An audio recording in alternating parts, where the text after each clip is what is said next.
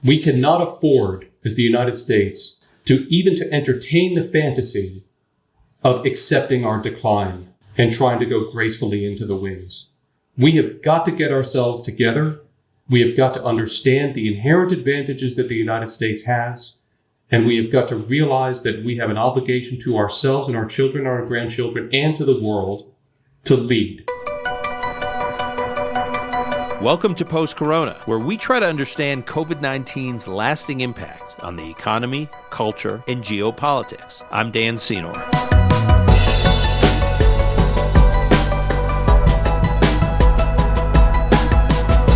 While the world watches America's chaotic withdrawal from Afghanistan, there's enormous potential for human catastrophe in the weeks, months, and years ahead.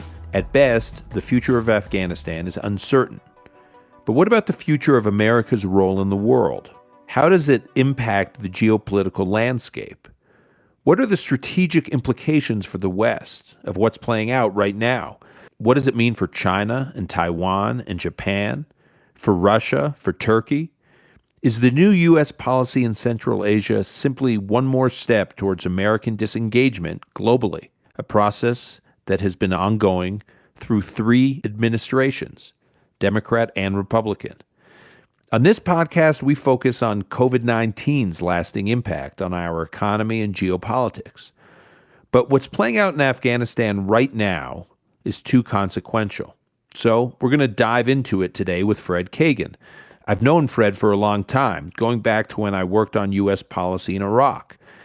I always try to pick Fred's brain to make sense of what we're doing right or wrong in any number of military theaters, especially Afghanistan. Fred was based in Afghanistan for a year and a half, where he was a top strategic advisor to General Petraeus and then General McChrystal and General Allen. As it relates to Iraq, Fred was one of the intellectual architects of the successful surge strategy there. Today, he's the director of the American Critical Threats Project and a former professor of military history at West Point, where he taught for 10 years. His books include Lessons for a Long War and also End of the Old Order, Napoleon and Europe, from 1801 to 1805. Fred earned his PhD in Russian and Soviet military history at Yale University, and he is fluent in Russian.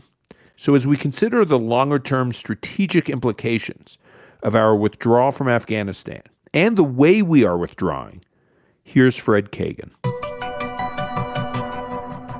And I'm pleased to welcome my old pal, Fred Kagan, to this conversation. Fred, I wish we were connecting here under happier circumstances, but nonetheless, thanks for doing it. It's good to be with you, Dan, even under these circumstances. Fred, I want to start by unpacking how the Biden administration could have done what they are doing differently. And what I mean by that is, when you and I have talked about what's going on in Afghanistan, I don't think I know neither of us support what the administration is doing in Afghanistan, the decision to withdraw.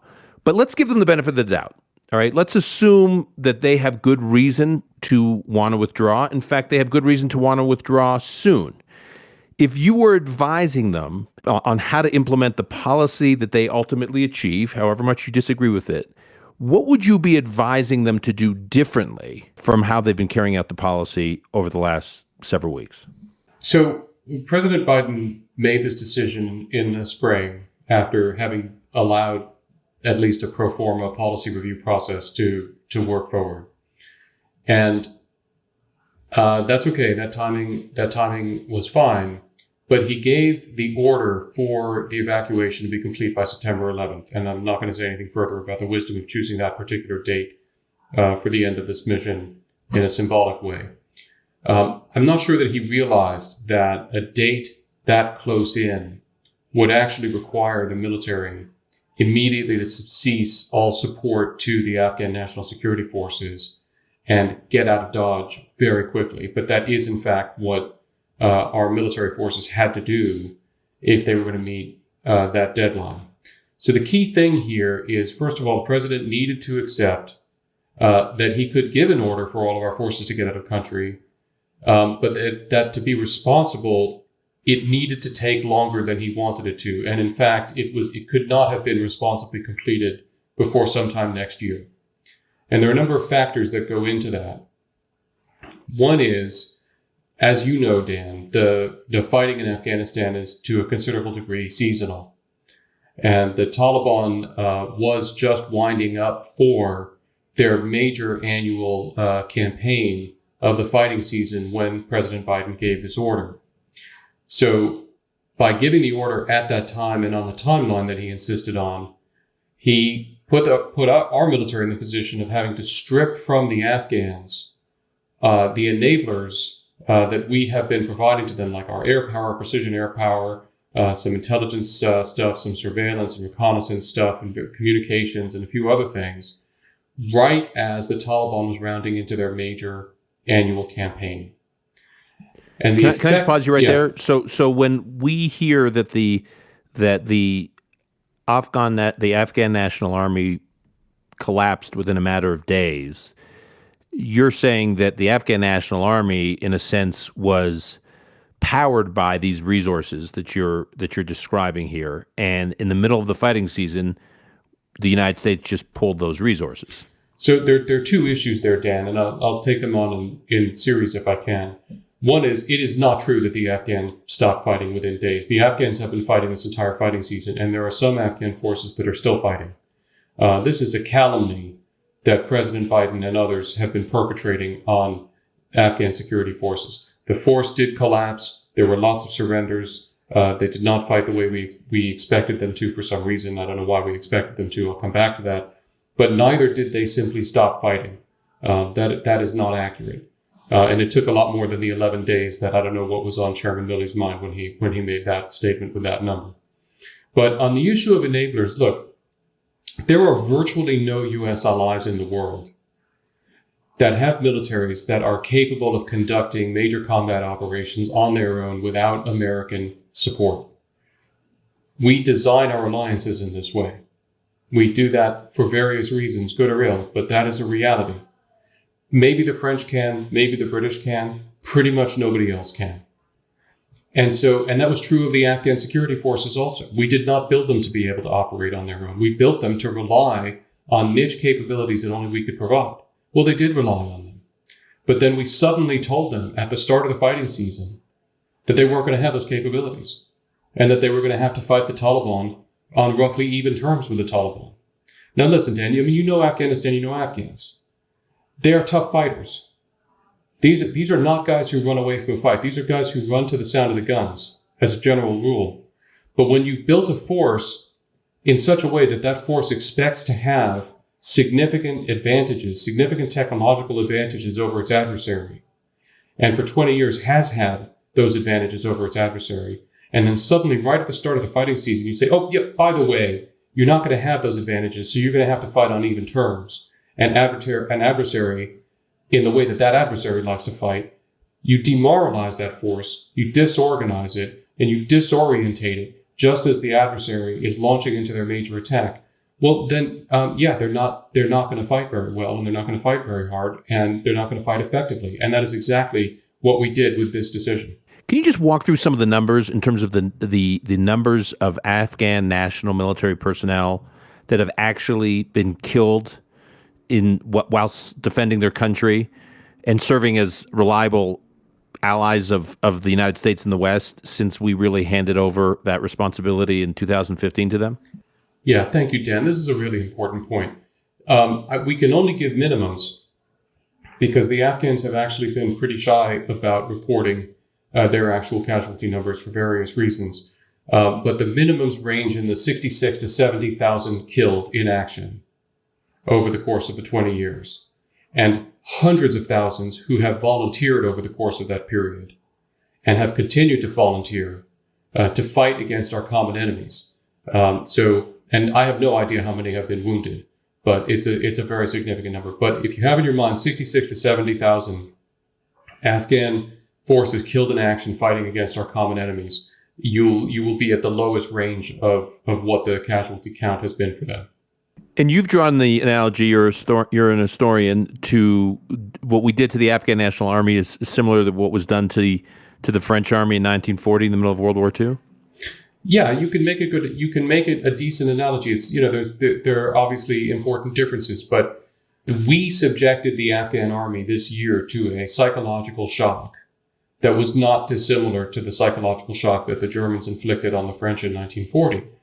And as history observed, the French military froze up in 1940. And even though it was, in fact, in many respects, on paper, much more powerful than the invading German army, it collapsed. People didn't fight. They weren't coordinated. The leadership lost control. That's what happens when armies get psychologically shocked. In that case, it was the enemy who shocked them. In this case, it was the behavior of a putative ally that shocked our partners and generated that kind of systemic shock that paralyzed them and induced a lot of the surrenders and a lot of the confusion that we saw. So assume the Biden administration is moving forward with the plan to withdraw. Explain the challenge of not just withdrawing our military, but withdrawing civilians. And if you could bifurcate that to U.S. and Western civilians, and then separately the Afghan civilians who one would think we'd have a responsibility to protect in some way in the context of a Taliban takeover. It's a massive undertaking to evacuate civilians from a conflict that you've been engaged in across the length and breadth of a huge country for 20 years. And we have American citizens and Afghans to whom we absolutely do have a moral, ethical, and strategic obligation to protect them, who are spread out from Herat all the way to Kabul and into the north. That would have been an enormous undertaking under any circumstances. It's something that would have taken many months to organize and plan, to communicate, and to work to bring people out. It's something that, frankly, the administration should have jumped right on with every available resource the minute that they made this decision. I don't know why they didn't, but they didn't. But even if they had started right away, it would have been a massive undertaking that would have been extremely fraught. That's one of the other reasons why what President Biden should have done is accepted a longer timeline for this. And I need to add something that he would have found even more unpleasant. Not only would he have needed really to wait into 2022 to get all U.S. forces out, he would have needed to deploy into Afghanistan several thousand additional U.S. forces to facilitate the orderly withdrawal of our forces, the recovery or destroying of the equipment, and the safe passage of the Americans and Afghan partners out of Afghanistan. That would have been the only way to conduct a responsible withdrawal. And the sequencing. So first, you do this long-term planning. You communicate with all these civilians, whether they're American nationals or others. You figure out a way to get them out. Then you withdraw our military. Here we've done the sequencing the opposite way. Well, we've done the sequencing sort of in parallel. But yes, I mean, I think, I do think that part of what's happened is that the administration, for reasons that I don't understand, took as a planning assumption that the Afghan security forces would hold for longer than they did. And I think also that they are continuing to imagine that they will continue to be able to flow Americans out of the country after our military is gone, that the Taliban will abide by commitments that our administration claims they have made to allow U.S. personnel and others to leave the country freely. We know that the Taliban are in fact violating those commitments on the ground on an hourly basis. But I do think that there is a notion somewhere that it's just after the U.S. military leaves, it'll still be possible for people to get out. And I think that this has muddied the thinking here. But yes, absolutely. I'm sorry, to answer your question directly, the U.S. military should be the last people who leave in a situation like this. Okay. And on July 2nd, the U.S. effectively handed over Bagram Air Force Base, which is the biggest base in Afghanistan, to the Afghan government. So what was the thinking behind that? And had we done everything else the Biden administration has executed upon, but at least not done that, held on to the Bagram Air Base, what implications would that have had? Well, look, it was very foolish to hand over that base for a number of reasons, chief of which was that it's a second runway.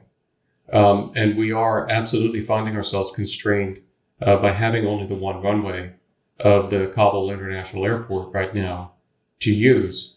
There's a lot of logistics that we've needed to bring in to country to support this operation. And there's a lot of people who need to flow out of country. It would have been very valuable to have a second runway and a second airbase. It's not easy in the circumstance to get from Kabul to Bagram by ground.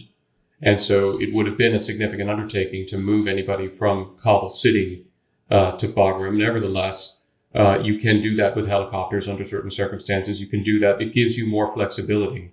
And of course, it would have allowed us to use Bagram Airfield to station combat aircraft and reconnaissance aircraft and other things that we surely need. I think we're providing those assets probably from our bases in the Middle East, possibly from aircraft carriers, which is an incredibly difficult and expensive way of doing it. And it would have made a lot more sense to have retained our capability to operate those systems out of a base in country like Bagram. So it made no sense at all if one had been thinking seriously about how to conduct an orderly and responsible withdrawal. So in July, in his press conference on July 10th, President Biden said he insisted that the Taliban victory was not inevitable. As recently as August 13th, the Pentagon spokesman John Kirby said that the prospect of the Taliban's arrival in Kabul is, quote, not something we're overly focused on right now. So what do you think was going on here? Do you think the administration just completely, I guess to your earlier point about the perception of the strength of the Afghan National Army without the support of the U.S., do you think they just believed that the Afghan National Army would hold up, or they completely underestimated the strength of the Taliban? This seems like a pretty big thing to get wrong. Well, it's a huge thing to get wrong, and it's why you don't make this kind of thing a planning assumption. A planning assumption is it's technical military jargon, but it means it's an assumption that must hold true in order for the plan to be valid. And if the planning assumption turns out to be invalid, then the entire plan is invalid. You should never take something like this kind of assessment as a planning assumption because it's not entirely dependent on factors under your control. The enemy gets a vote here.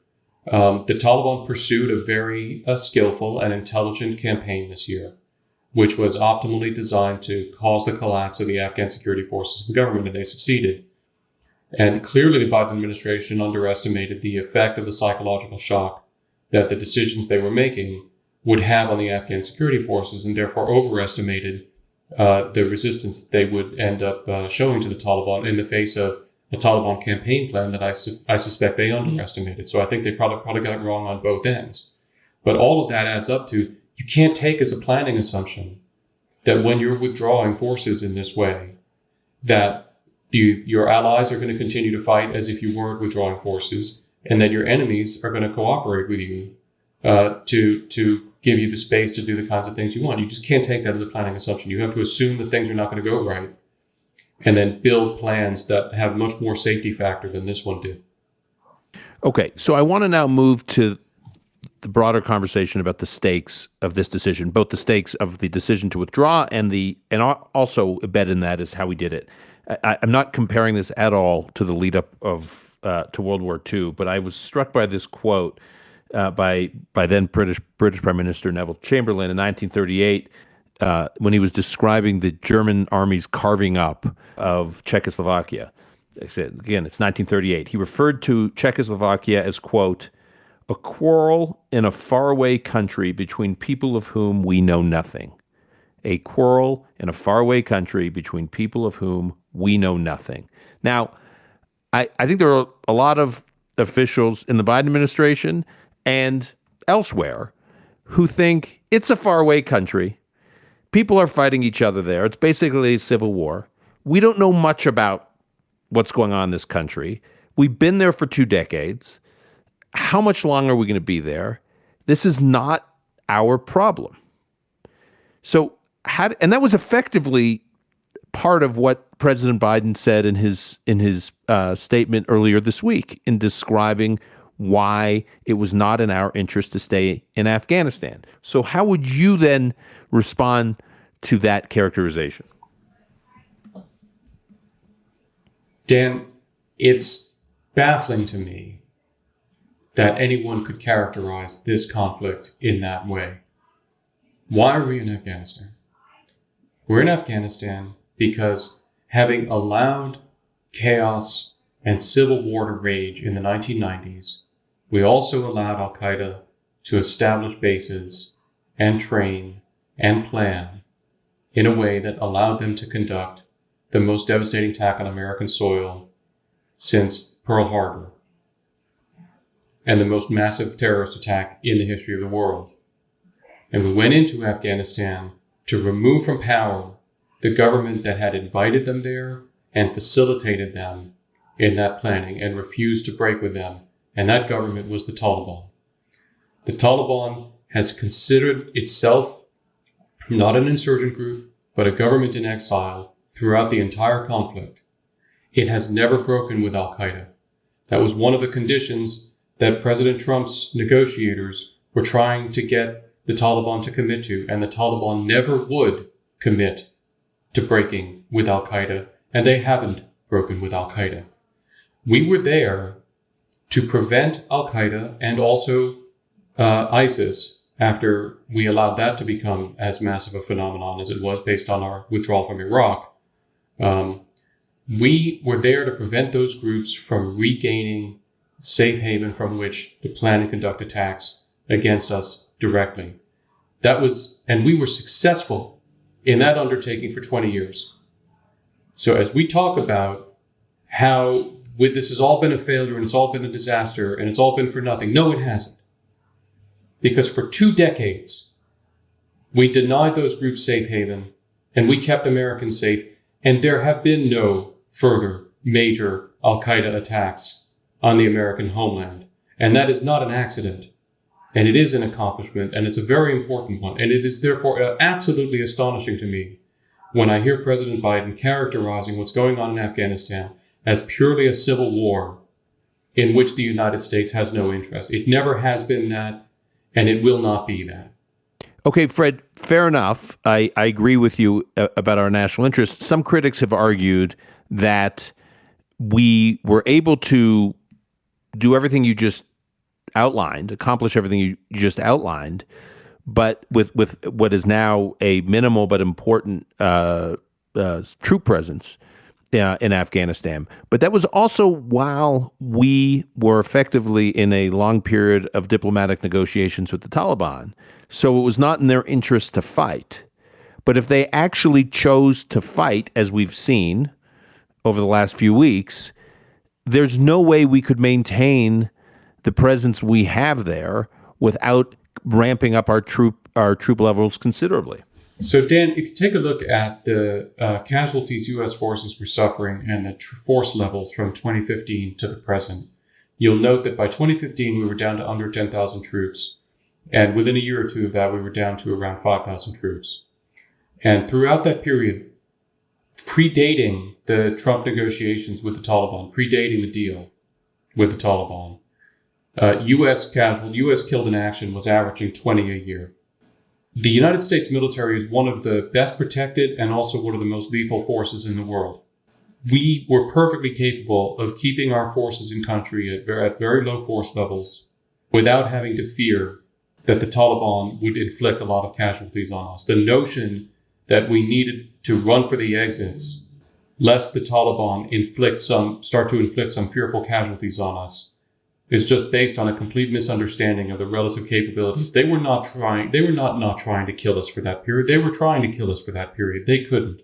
We were killing a lot of them, but they were not able to kill a lot of us. And by the way, may I add, is this really the way the world's leading power speaks? We want to be a leader of the world. We want us to take us seriously and be respected. But our president says, I needed to race for the exits because otherwise this insurgent group in Afghanistan was going to kill American soldiers. And now we're going to go belly up to the Chinese. I don't understand how you keep those two ideas in your head. Okay, so I want to come to that in a moment. Just one question before I do. The Jake Sullivan and other senior administration officials have said, look, we agree that Afghanistan was a terrorist haven. We've cleaned out a lot of the terrorist infrastructure. They claim that mission is basically been completed. Anything else we need to do to protect against terrorist groups reorganizing in Afghanistan, we can do with the sort of over-the-horizon counterterrorism operation and precision airstrikes and potentially special forces like that. Just leaving now doesn't preclude us from re-engaging in a more efficient way and with less cost and human sacrifice from the U.S.? Look, yeah, there's a lot of very facile discussion going on along those lines. And it is incredibly facile and it's incredibly unrealistic. And people are talking about how we do that in Yemen and we do that in Somalia. And again, it's astonishing to me. I recommend that people go to Google Earth or Google Maps and look at the countries in which we've been doing over the horizon operations like Syria and Iraq and Somalia and Yemen. And they'll notice that they all have one thing in common, which is a coastline and free access from any kind of ships that we want to put in there for any kind of operations we want to conduct. If you look at Afghanistan, you'll notice two things about it, especially if you turn on the relief map features. One is that it's a landlocked country and it has no coastline. And the other is that it's actually the Hindu Kush. That is what Afghanistan actually is. So now you're talking about trying to conduct those kinds of operations in a place that is hours away from any base that we have, where the task is identifying and dealing with terrorists who are running up and down 15,000-foot mountains and tiny valley passes and unbelievably complicated terrain. And by the way, landlocked on borders of countries that are pretty hostile to U.S. interests. Right, including Iran. I'm thinking that we're not going to ask overflight rights for Iran, although that would be an amusing negotiation to listen to. And of course, the Pakistanis, well, they're like supporting the Taliban, and they shielded and sheltered bin Laden. So, yeah, the notion that we're going to rely on the Pakistanis to give us, free overflight to do whatever we want in Afghanistan when we don't have troops there is also highly problematic. Or perhaps we could ask the Russians if they would be so good as to allow us to base, maybe alongside the bases that they are busy establishing in Central Asia. Or maybe the Chinese will be happy to let us base in Xinjiang. This is right. This is all a nonsense that we were going to be able to get regional bases or possibly even overflight rights. But even if you could do all of that, what kind of operations do we think we're talking about exactly? We can conceivably, if we're incredibly lucky, we could conceivably get occasionally stupid terrorists appearing on media that we're listening to one way or another in a sufficiently timely fashion that we can send an aircraft, manned or unmanned, or some kind of missile to precise the coordinates and vaporize somebody every now and again. That's what that kind of undertaking looks like. The notion that we were going to do special operations raids in Afghanistan from long ranges is insanity and irresponsible in the highest degree. And when a bird goes down, when a soldier gets badly injured, when things go wrong, how do we get them out? How do we avoid the Taliban? How do we keep the Taliban from trapping them? What risks are you prepared to run with service members? We're not doing special operations raids in this circumstance. It's delusional. This stuff is not in accord with any kind of military reality to imagine that we're going to be able to have any kind of effective counterterrorism operation run in this fashion. Okay, so now let's talk about some of these countries that border Afghanistan, because it feels to me that, well, so much of the coverage and the debate and the analysis has focused on the here and now, the decision that was made, the lead up to the decision that was made, and then the mess of the way the decision was implemented. There has not been as much analysis taking a step back and saying, like, what has this done to our geopolitics? It's like, if you think of our geopolitics as like a snow globe, and it's been like turned upside down, and all these different countries around the world are now possibly rethinking how they think about the United States, both friends, allies, and also adversaries. So I want to just point to a tweet that from the president of Taiwan. Okay, the president of Taiwan tweeted yesterday, quote, "As we look at events taking place around the world, I want to make clear that Taiwanese are committed to the defense of our nation.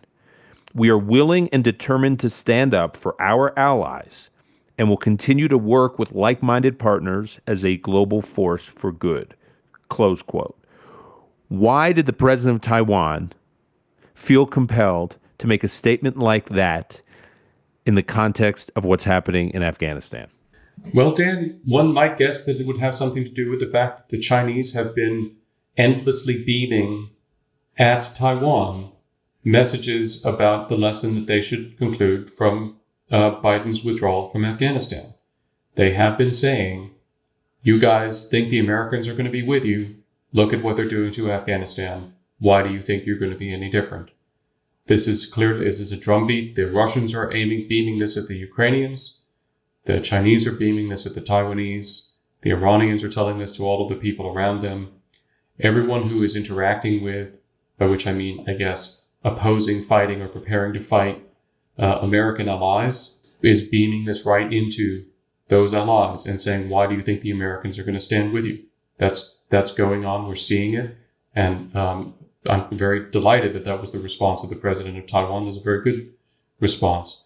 But we better get moving pretty fast if we want to retain any kind of confidence in our willingness actually to stand and fight by those who have stood and fought by us.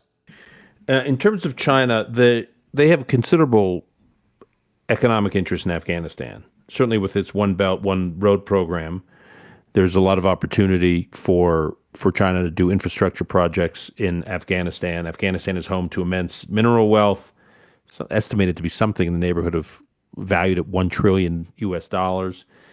And Chinese officials have at least quietly raised the possibility of extending the China-Pakistan economic corridor to Afghanistan. So how quickly do you think China is going to open its arms to this new Taliban-led Afghanistan? We're already seeing a lot of noises from Beijing, from Moscow, from Tehran, and above all from Ankara, suggesting that there will be an enthusiasm, especially if they can achieve any sort of critical mass, for welcoming the Taliban, the newly reformed Taliban version 2.0, possibly with some Karzai-looking face on it in some way, into the community of nations so that they can rape it as they generally attempt to rape their partners. That we're already seeing all of those noises, and I think that we should expect that to happen, although possibly more slowly than the worst case scenarios might have. It's a little bit complicated for everybody to do that, and of course, getting the stuff out of Afghanistan will be very difficult, even for the Chinese. May I just note in passing, though, how unbelievably infuriating it is to me that it's only in this context that we're once again talking about Afghanistan's mineral resources. We've been trying to get people to realize what the incredible wealth there is that lies in the rock that is Afghanistan for more than a decade. As people have been talking about how we need the Afghan economy to improve, we need to not have Afghanistan be a ward of the international community forever, and on and on and on. We have been saying the resources are there. If we can get investment in to extract those resources, Afghanistan can pay for its army, can pay for its government, will not need to be a ward of the international community, and we got crickets. We got very little interest from the U.S. government, successive U.S. governments. We got no interest from the commercial sector. And now all of a sudden we're talking about maybe the Chinese will go in there and get that. Well, maybe they will, because their risk tolerance is much higher for a lot of things than ours. But it's just unbelievable to me that we spent a decade and more than a decade walking by the opportunity to create a viable state in Afghanistan. And now, we'll see maybe the Chinese can do it with their wonderful tactics and approach. Do you think China will, between One Belt, One Road and all their other capabilities for economic, let's call it economic outreach, quote unquote, to countries throughout the region, or what others would call kind of death trap diplomacy? I mean, do you see China kind of going in there and really trying to exploit or develop, depending on how you characterize it? I think it's very complicated. I mean, it's intrinsically very hard for the Chinese to do this in a big way, because unfortunately for them, again, if you look at Google Earth, if you look at the Wuhan corridor that connects China to the most of Afghanistan, it's a whole bunch of really big mountains and valleys that all run the wrong way. So actually, for the Chinese to build railroads or stuff through that is a major undertaking. Now, the Chinese do major undertakings, but I'm not sure that they're going to find it worth their while really to do that on a huge scale. Now, they will go in, I'm sure, and look for rare earth metals and various other things, which we've fortuitously mapped out for them already, courtesy of the U.S. Geological Survey. And they'll benefit from the work that we've done to identify, local locations of particular interest to them and go and try to get it. But so it's very hard to tell, whether they will prioritize Afghanistan versus other things that they're looking at. But they will be interested. The Russians are interested. The Iranians are interested. The Turks are very interested.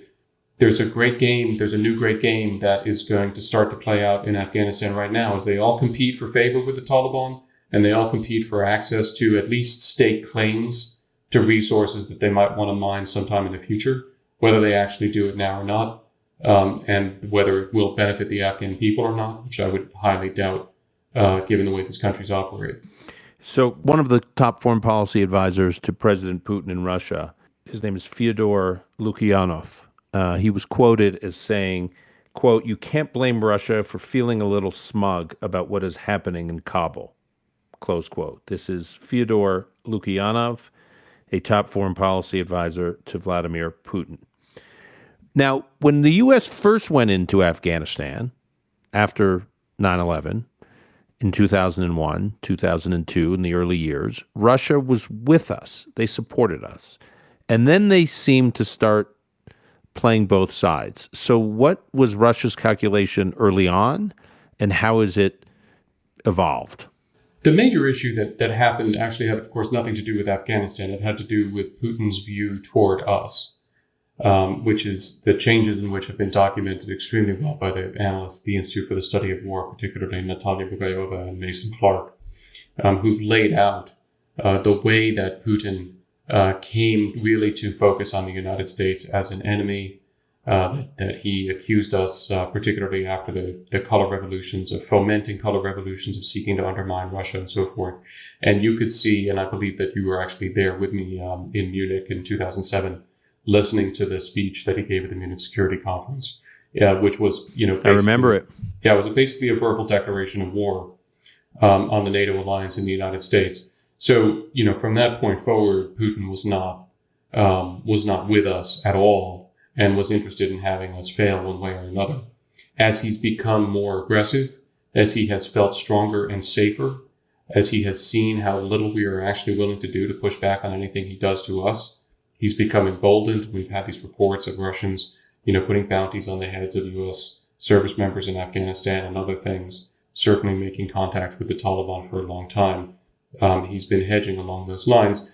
All of that comes, in my view, in part, in no small part, from the weakness that successive American administrations, Republican and Democrat, have shown toward his various aggressions in Europe and elsewhere. And I just think, we need to understand weakness has a consequence. Weakness, you pay a price for being weak and looking weak. And defeat is not free. Defeat is very expensive. And when it is a self-inflicted defeat and a self-inflicted humiliation like this, it can be very expensive indeed. In 2009, the U.S. had leased a base in Kyrgyzstan, an air base, and during the first few years of the war in Afghanistan. And in 2009, the Russian government basically pressured the Kyrgyzstan government to basically end the arrangement because, according to reports, Putin was concerned about the U.S. having access to an airbase in the heart of Central Asia. First of all, do you think he had that concern on the one hand, and how does he strike a balance between having a concern about U.S. presence in Central Asia, at the same time, given Russia's history in Afghanistan, what concern he might have about the Taliban being back in power and what kind of threat that could pose ultimately to Russia, regardless of what kind of diplomatic channels he keeps open to the Taliban? Putin has a problem in Afghanistan any way he goes. He certainly did not want us there in principle operating in a region that he's working on reconsolidating Russian suzerainty over. On the other hand, he is concerned about Islamist terrorism, and he should be. He has a massive Islamist problem in Russia itself, and there's certainly a very big Islamist problem in Central Asia. So it is a dilemma for him. I think that his general view is that we are more of a problem for him. I think he thinks that he can handle we the United States. We being active in Central Asia is a bigger problem. We being there, I think, or anywhere on his periphery is more of a problem for him because, Putin made his bones in the Second Chechen War, fighting against people that he characterizes as Islamist terrorists. Not all of them were. Some of them were. but he brands all of them in that way.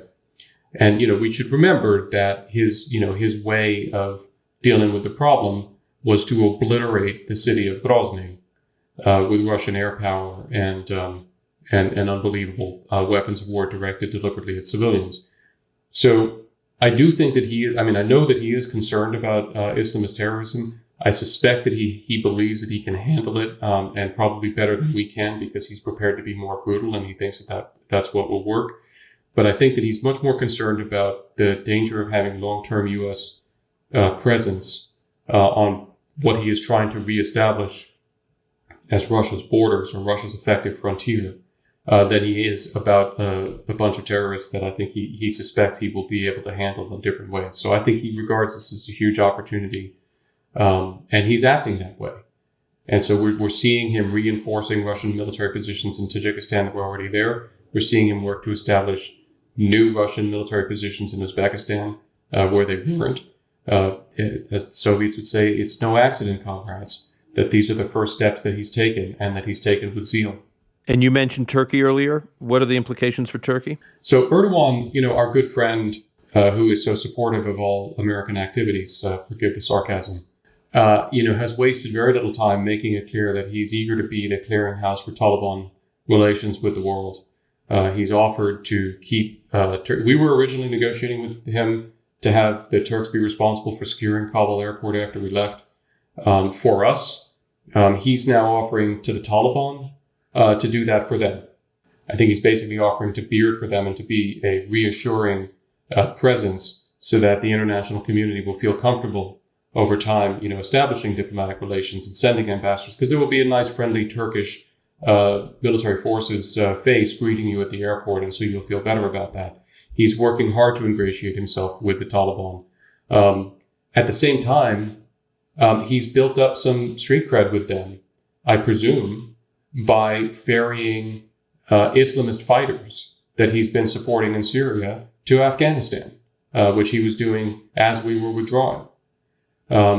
So Erdogan is going to be a big player here. He's competing for the loyalty of the Taliban. He's competing for the loyalty of the Uzbeks, who are, as you know, a Turkic people, because he wants to compete with Putin for influence in Central Asia, which is a heavily Turkic region. And he has this not neo-Ottoman vision. It's an old, turn of the 20th century pan-Turanist view that Ankara is the natural leader of all of the Turkic peoples in the world. And so he's pursuing this agenda, which is going to be a huge problem for us, because we're talking about potentially having, again, a NATO ally. Increasingly, I feel like saying more's the pity. In Afghanistan, working basically on behalf of the Taliban vis-a-vis the international community. Other organizations that have publicly signaled positive future relations with the Taliban, and in the examples I'm going to give you, have gone out and publicly congratulated the Taliban for what they've accomplished in recent weeks. These groups include Hamas in Gaza, Hezbollah in Lebanon, the Tahrir al-Sham in Syria, terrorist group, and of course Al-Qaeda's international leadership have all released statements congratulating the Taliban. What is the implication of that? Dan, as you know very well, both Osama bin Laden and Ayman al-Zawahiri, the two emirs of Al-Qaeda, have sworn bayat, sworn allegiance to every successive Taliban emir. It's a weird situation, right? Because we think of Al-Qaeda as being the big dog and the Taliban as being the tail. But in their world, the emir of the Taliban is the one to whom Osama bin Laden originally swore allegiance, and Al-Qaeda has retained that allegiance. And so for them, this is a massive victory. But for all of the enemies of the United States, this is a massive victory. Seeing the great Satan bringing itself to its knees and humiliating itself is a delight to the Iranians. Yes, they're concerned about the Taliban and so on, although they appear to be reacting also by reaching out to the Taliban rather than wanting to fight them.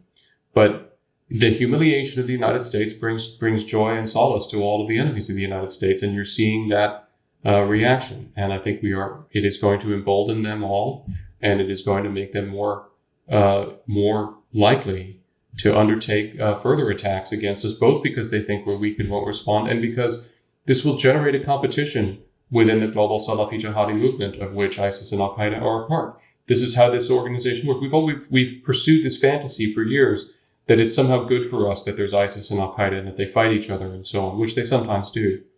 We're not tracking enough on the competition that this creates. And it's a competition to see how many Americans you can kill, to see how much humiliation you can bring on the Americans. And so the Taliban having just won this massive victory, it makes Al-Qaeda rejoice, makes ISIS rejoice, but although ISIS is complaining about it now, but it's also going to make them want to outdo the Taliban and compete with one another to show that, actually, they're the big dog in the Salafi jihadi world.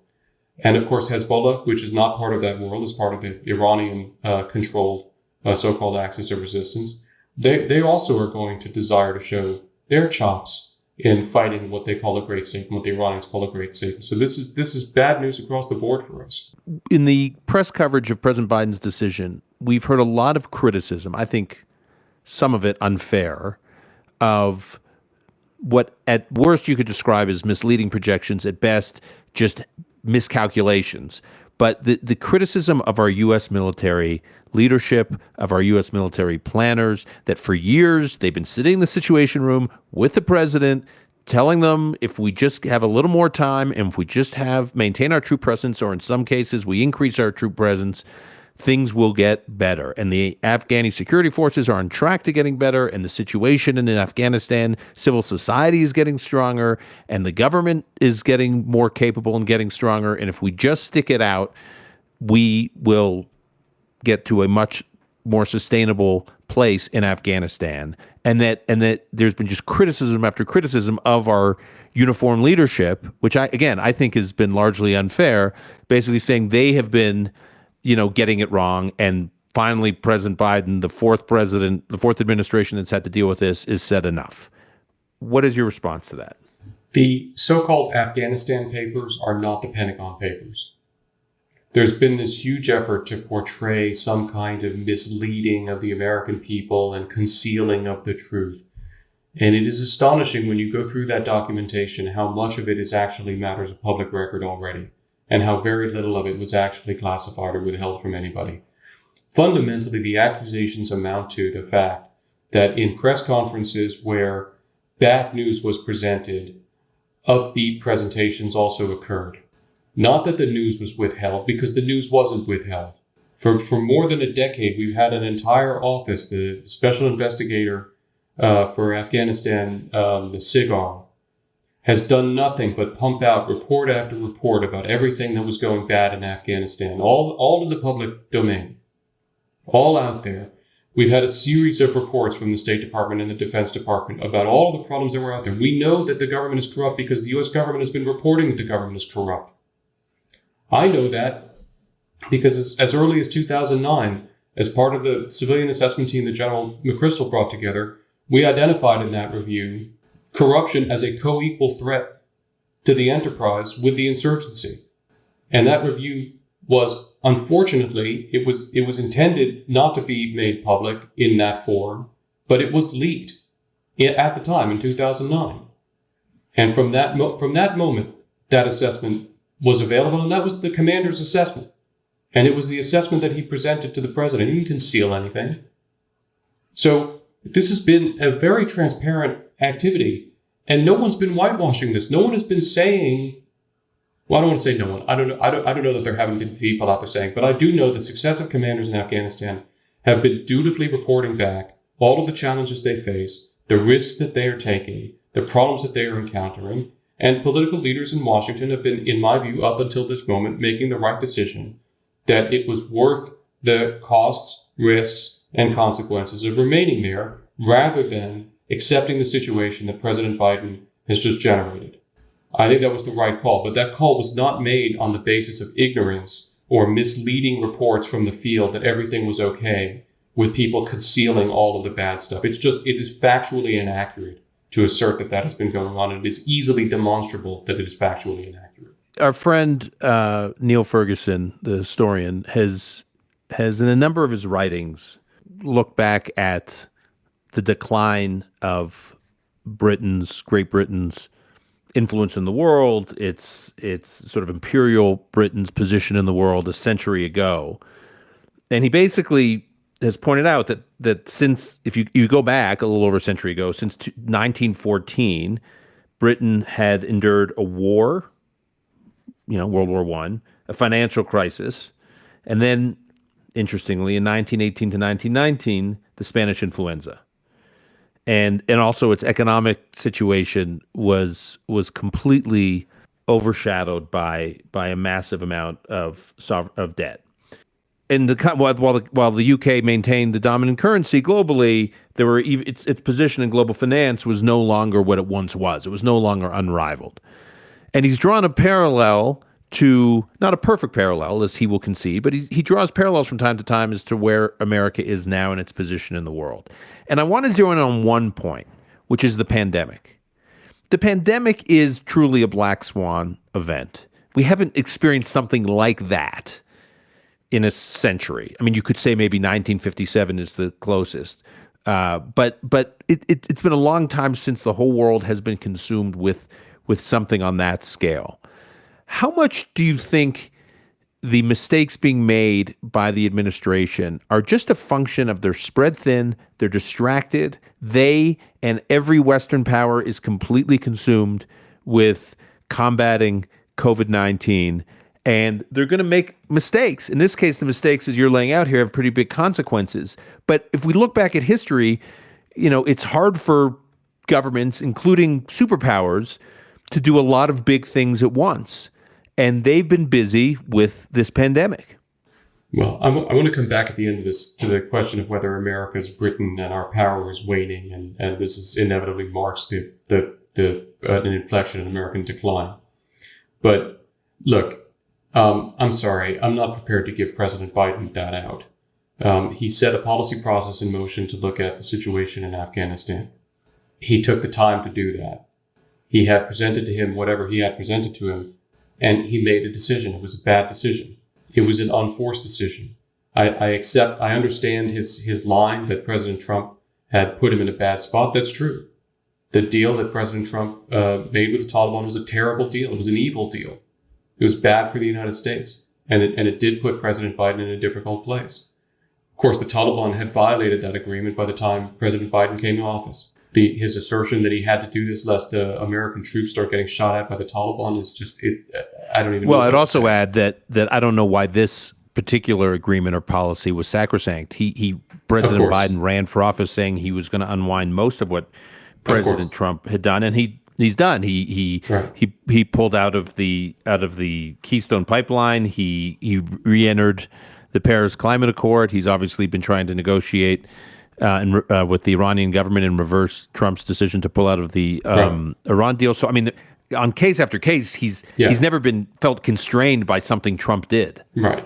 And so what you're getting to is, of course, that Biden has wanted to pull out of Afghanistan since he was vice president.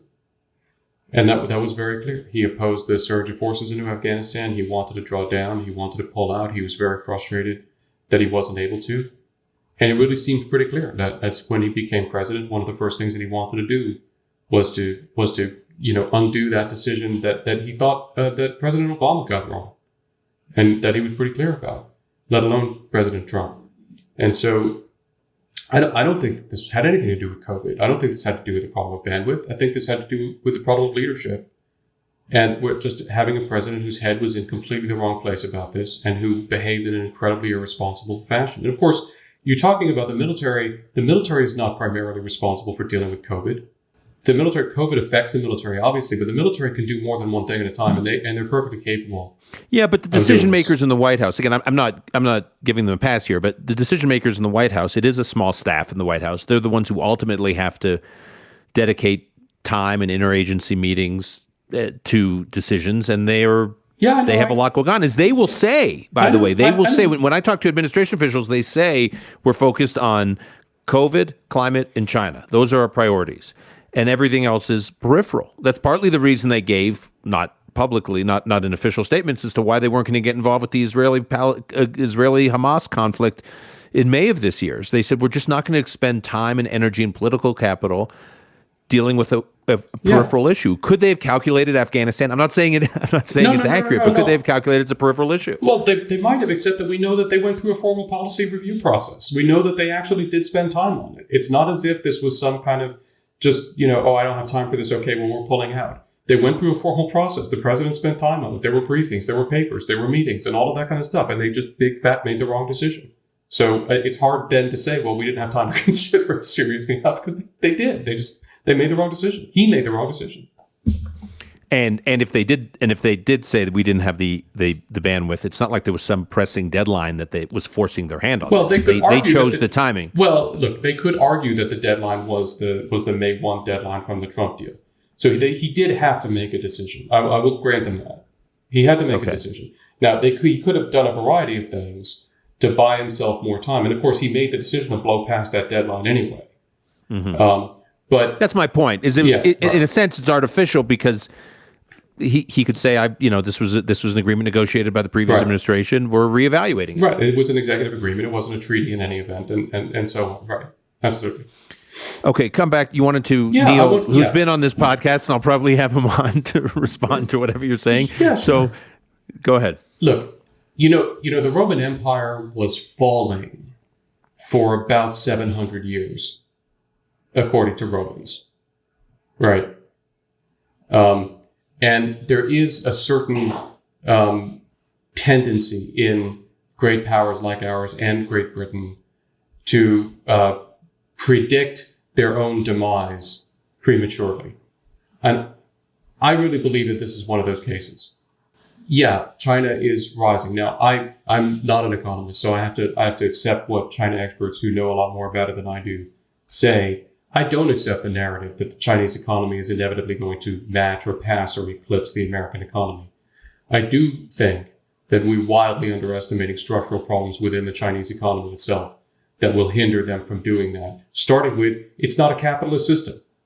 It's a half-capitalist system grafted under a dictatorship that is getting ever more controlling. And as you watch Xi, for political reasons, tighten his control over the capitalist sector that has been fueling Chinese economic growth, and you project that out, I don't think that you're going to find that the straight line projections of Chinese growth and then passing us are going to be there.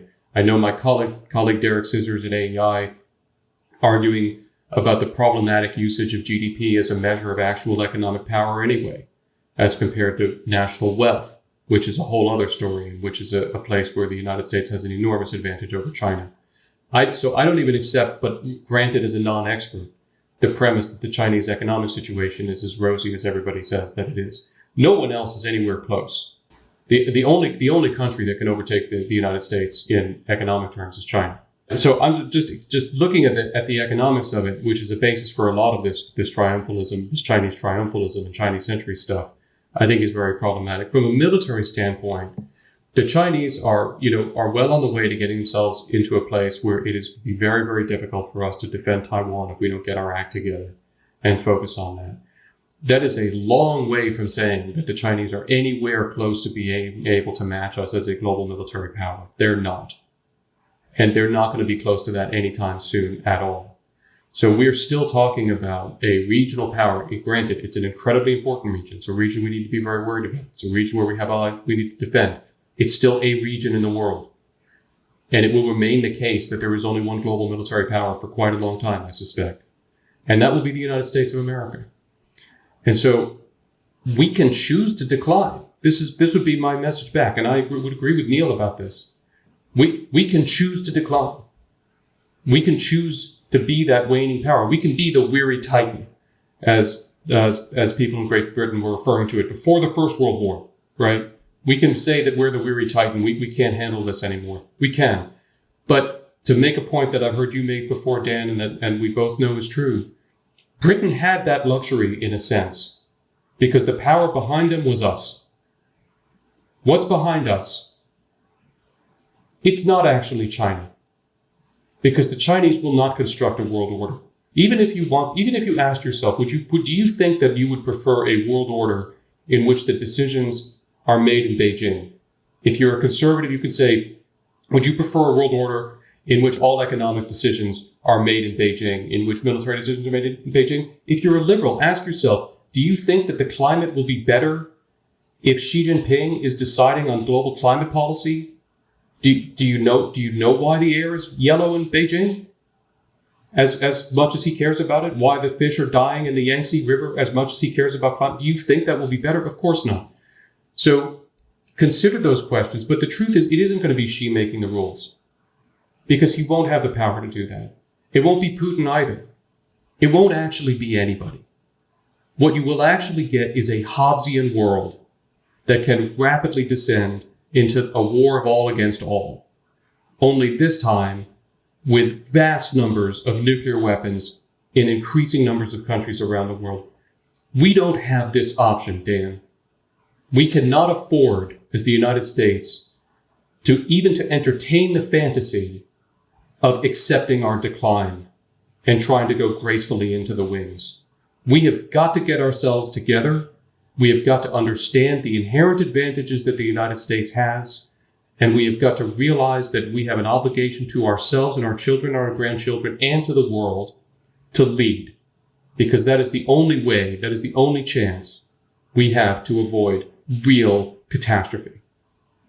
Just before we wrap, when you're painting a picture of this Hobbesian world, you're painting a world in which before America had treaty and defense alliances and relationships throughout Asia and Europe, and countries didn't know who they could depend on when they finally found themselves in these military skirmishes. Is that what you're referring to? Yeah, right. I mean, we could basically be stripping ourselves of our allies. We could be making it clear that we're not going to defend people, that we're not going to engage. We could be doing what we're doing with the defense budget currently, or more, cutting it more, and actually actively reducing our capability to engage in this sort of mournful, solipsistic wound licking that we want to engage in now. Also, self-loathing, this deep sense of self-loathing that is guiding us to say, well, we only do bad things in the world anyway, which is simply not true. All right, Fred, before we go, you and your project, the Critical Threat Center at the American Enterprise Institute, has enormous resources that are extremely relevant to, I think, many of our listeners in terms of following events that we've talked about, some of the issues we've talked about today. So can you just tell us where to find your work and the work of your center? And then also equally important is you referenced the Institute for the Study of War earlier. So can you just tell us how people find this info, and just at a high level, what's there? Yeah, so both the Critical Threats Project, which is based at AEI and which you can find at criticalthreats.org, and the Institute for the Study of War, which is an independent think tank run by Kim Kagan, my wife, and which you can find at understandingwar.org. We're basically open source intelligence organizations. We perform the same kinds of analysis and assessments of things going on in the world that the intelligence community does, only we do it using unclassified, readily publicly available information. And we make our findings freely available on those websites, criticalthreats.org and understandingwar.org. And we have portfolios that cover Iraq and Syria, that cover Iran, that cover Afghanistan, Russia, and the global Salafi Jihadi movement as well, and beginning to work on China. And we've been following these issues for many years, in some cases for more than a decade. And that gives us a huge value, because a lot of people come in and out of these conflicts episodically and sort of lose track of what's going on. But we really keep a steady stare on these things so that we can see when things change, and we can make good forecasts and make policy recommendations, which is our core mandate. I will say, as a consumer of this content, it is incredibly valuable. I highly recommend it to anyone listening, both the Critical Threats program and then also the Institute for the Study of War. And I'll provide more information on those after this conversation. Fred, I just want to take a moment to thank you for everything you do. I know you're in the thick of things right now, and it's sort of informing policymakers and journalists and other analysts as to what's actually going on is enormously valuable, and also the relationships you maintain on the ground in Afghanistan and just helping out the number of people you're helping is invaluable. So thank you for everything, and thanks for taking the time to have this conversation today. Thanks so much. Thanks for your friendship and support over the years, Dan, and thanks for having me on.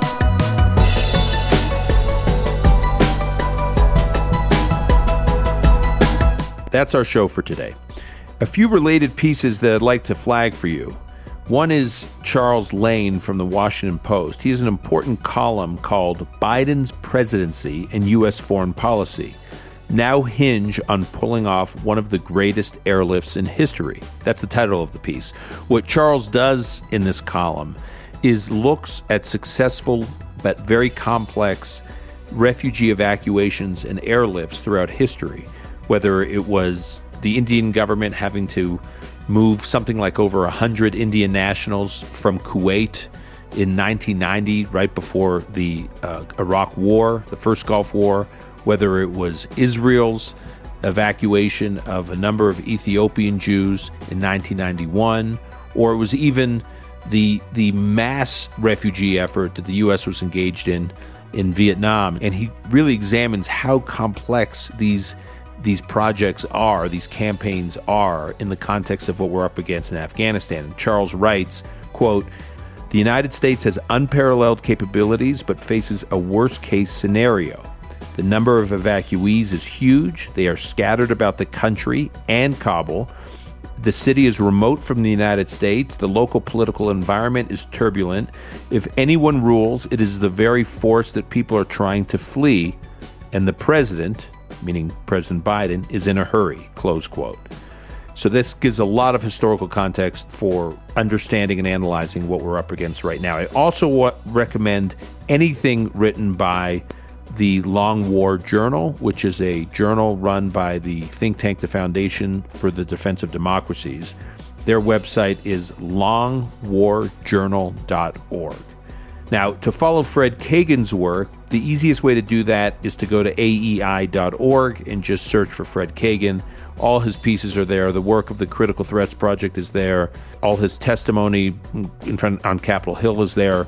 It's a very good resource. And then Fred also mentioned the Institute for the Study of War. Their website is understandingwar.org. That is understandingwar.org, which is run by Dr.